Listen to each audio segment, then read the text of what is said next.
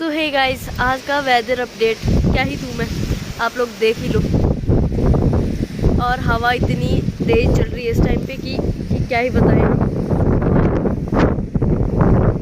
पीछे जो पहाड़ दिख रहे हैं ना, इनमें स्नोफॉल होती है, बट बारिश नहीं हो रही है प्रॉपर तरीके से। प्रॉपर तरीके से बारिश नहीं होगी तो फिर स्नोफॉल कैसी होगी? जब तक स्नोफॉल नहीं होगी तब तक ठंड कैसी होगी? और जब तक स्नोफॉल नहीं होगी तब तक टेम्परेचर डाउन भी नहीं होगा, और जब तक स्नोफॉल नहीं होगी तो ठंड क्या पड़ेगी? ये लोग कहते हैं कि पहले गांव में भी होती थी, हम जब छोटे छोटे होते थे स्कूलों में पढ़ते थे तब यहाँ पे फुल स्नोफॉल होती थी, बढ़िया। बट क्लाइमेट चेंज तो सिर्फ ऊपर के पहाड़ों पे होती है। कभी कभी अगर ज़्यादा टेम्परेचर डाउन हो जाए हाँ तो हो सकती है गांव में।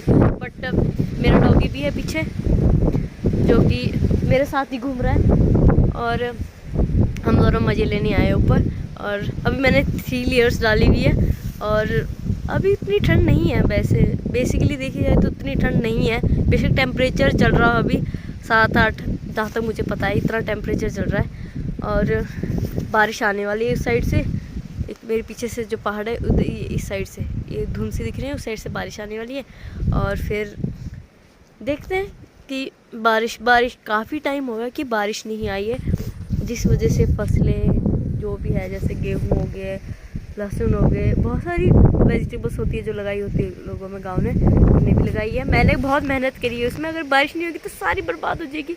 और इतनी महंगी महंगी फसलें होती हैं और बारिश नहीं आती। बारिश आई 2 दिन पहले भी आई थी, तो नॉट दैट मच चाहिए होती है प्रॉपर बारिश, उतनी उस हिसाब से नहीं आई है। और फिर आज मौसम तो पूरा सुबह से ही ख़राब हो रखा। बारिश आ रही है हल्की सी, फिर वापस चली जाती है।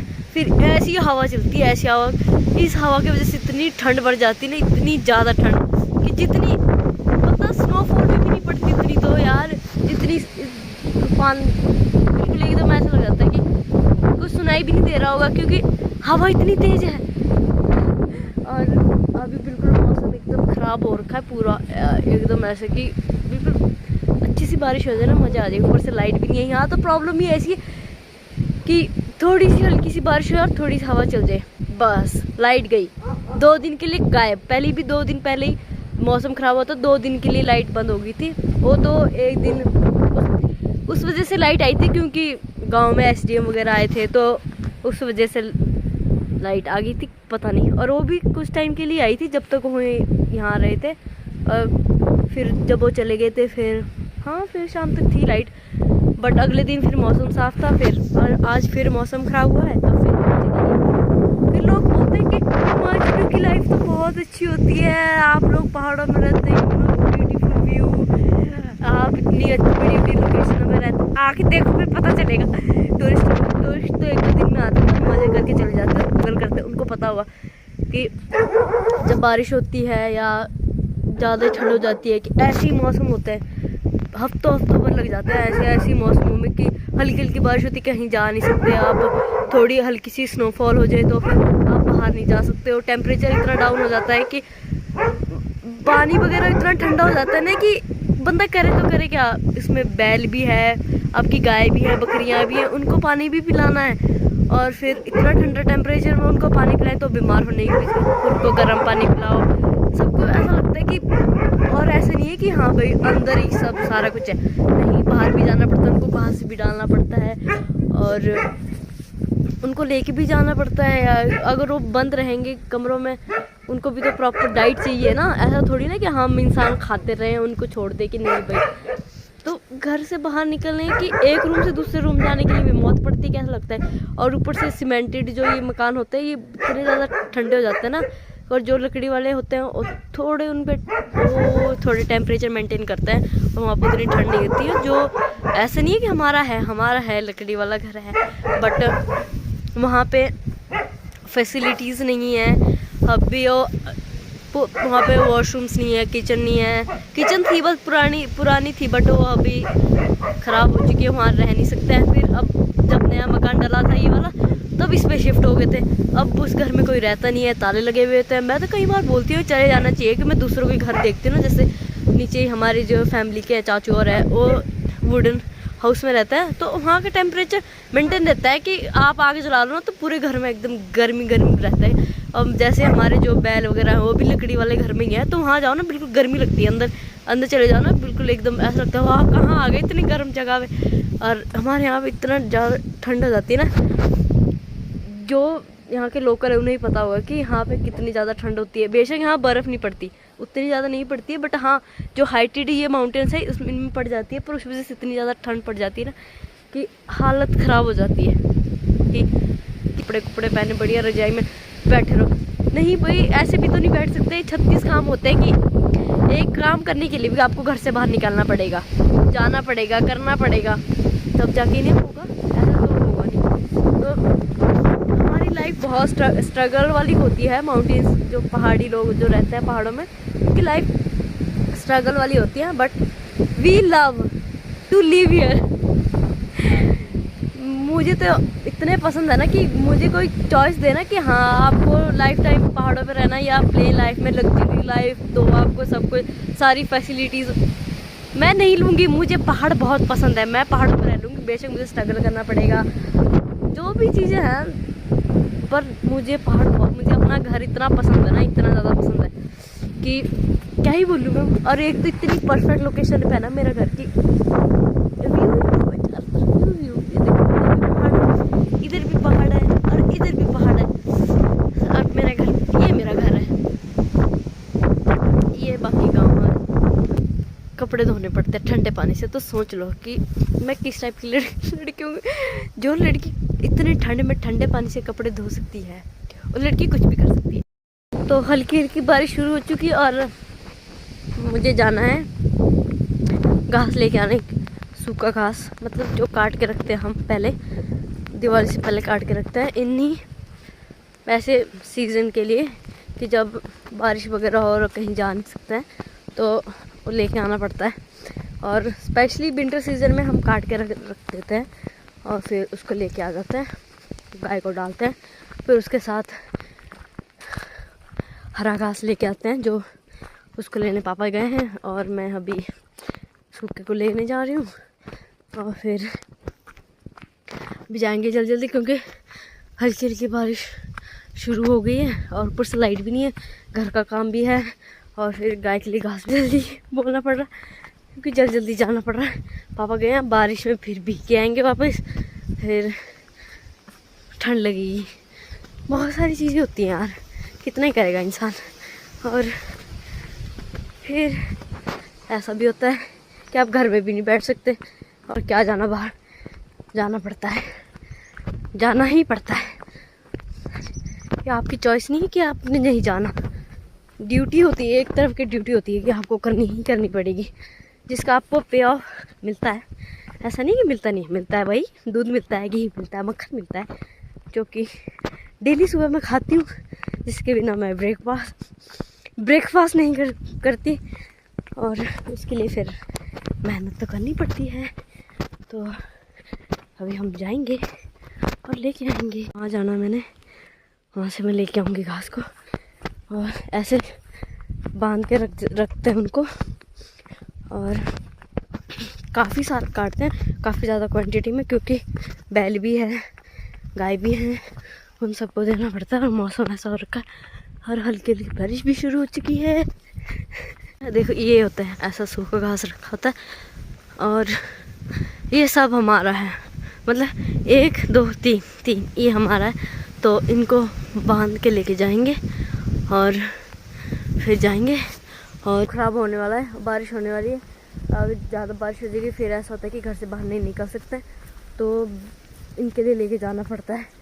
तो अब हम जल्दी इनको बांधेंगे, निकालेंगे और फिर घर जाएंगे, क्योंकि तो मैं जल्दी बांधती हूँ और फिर चलते हैं, क्योंकि मैंने फिर घास काटना है गाय के लिए। तो बाय बाय। इसे ऐसे बांध लिया है रस्सी में, और फिर सिर पे उठा के लेके जाएंगे, और फिर घर नू जावांगे ते फिर काम करांगे और फिर आगे लेके जाऊंगी। ठीक है, जिन लोगों को लगता है कि हम काम नहीं करते, हम बहुत ज़्यादा काम करते हैं भाई, इतनी ठंड में भी बहुत ज़्यादा बहुत ज़्यादा।